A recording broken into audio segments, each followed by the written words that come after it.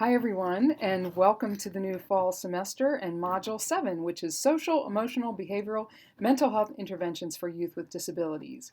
Really pleased that we have the group that we have presenting this module to you this fall, beginning after Labor Day, and that includes me, Betsy Talbott at UIC, Tom Farmer, who's now at William & Mary, Kevin Sutherland, who's at Virginia Commonwealth University, and our wonderful faculty scholars, Skip, Sam, and Caitlin, who will be presenting as faculty as part of this module. So the topic of our module is very broad, and we talked about this quite a lot in preparing it, and we all felt that we wanted to introduce you to some of the big issues and some of the history in the education of kids' social, emotional, behavioral, and mental health needs across categories of disability, and that's why we created a pretty lengthy reading list for you.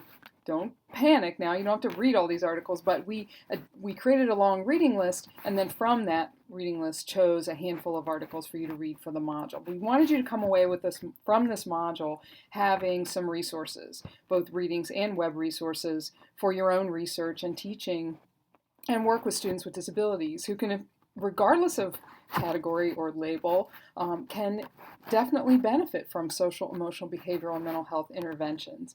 And we're also thrilled to have Lucille Eber participate in this module, and I interviewed her last week and conducted a podcast with her about some of the topics that you'll be reading about this semester, this fall, right off the bat. So I hope that you will come away from this module having more information and more knowledge and know where to go next when it comes to research and teaching of students with social, emotional, behavioral, mental health needs at all tiers. So even though we're specifically emphasizing Tier 3, we couldn't do so without giving you a really good grounding in Tiers 1 and 2 of current work that's going on. So that's where we are with this module. So bear with us.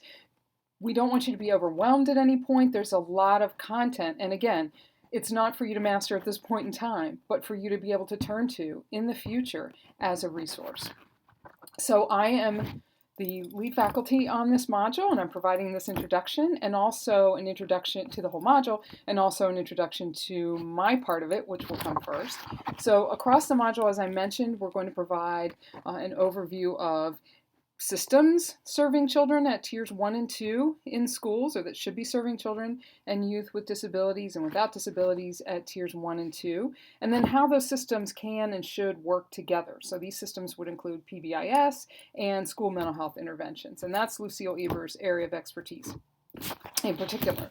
So for example, in my presentation to you in the first part of the module, you will read a short piece, web-based article written by Lucille Eber and her colleagues about connecting these systems together, inter-systems framework connection, and then you'll also read a piece by me and Dan Magan and some of my other colleagues at UIC who work in the area of school leadership that's focused on the IEP. So here we are trying to get at the bigger picture, the broad picture. If you go back to your PBIS triangle, which includes services at Tiers 1 and Tiers 2, leading to the most effective interventions that can be delivered for kids with the most and the greatest need. So that's why you see this sort of big picture, broad systems view, as well as the focus on the IEP, the focus on the individual with a disability.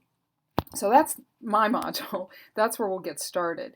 Then Tom Farmer will take over and give us a bit of a sense of history in the field of previous services for kids with EBD, which include wraparound services, systems of care. These have been, effective services at the Tier 3 level that have gone a little bit out by the wayside, at least as far as public attention is concerned, perhaps with multi-tiered systems of support. So Tom's going to give us that sense of history and also where he sees the need for the future to move forward.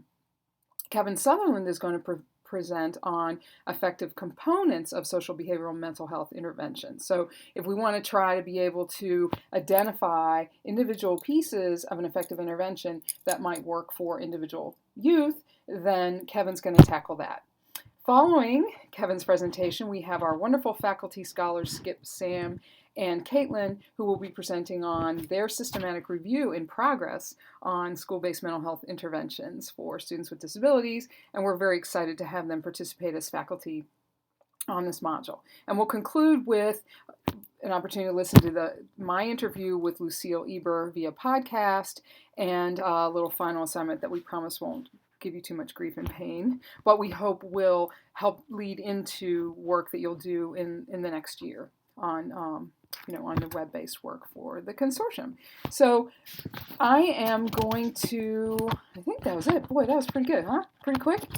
I'm going to probably sign off here in a minute and let you dive right into the modules. I want you to discuss the issues that I predict will come up in the discussion board about where you see this fitting, your area of interest in research and teaching. How does this apply and fit into, reading interventions that are intensive and linked to progress monitoring and curriculum-based measurement? How does all this stuff tie together? I mean, nobody has the answer to that question. So these are questions that we're going to address together in our module. So I look forward to working with you. I look forward to all the excellent presentations that we'll have, and I look forward to seeing you in Dallas at the end of September. So until then, bye-bye.